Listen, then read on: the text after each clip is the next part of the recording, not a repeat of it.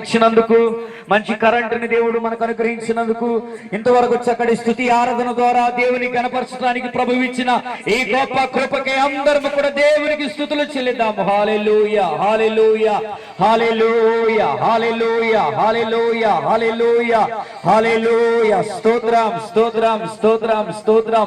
మహోన్నతుడా, ప్రేమ నమ్మకం కలిగిన మా యేసయ్య, మీ అతి పరిశుద్ధమైన శ్రేష్టమైన ఉన్నతమైన నామములో మరి ఇంతవరకు కూడా ఆరాధన క్రమాన్ని మీ నామానికి మాత్రమే మహిమకరంగా జరిగించినందుకు స్తోత్రాలు.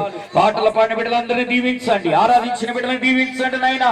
ఈ కుటుంబ ఆశీర్వాద ప్రార్థన కూటానికి వచ్చిన ప్రతి బిడ్డని యేసు నామములో దీవించి ఆశీర్వదించండి నాయనా. అలాగే ప్రార్థన కూటాన్ని ఏర్పాటు చేసుకున్న ప్రియులకుల్లా గాని ప్రిస్కిల్లా గాని వారి బిడ్డల్ని వారి కుటుంబాన్ని మీరు ఆశీర్వదించండి నాయనా.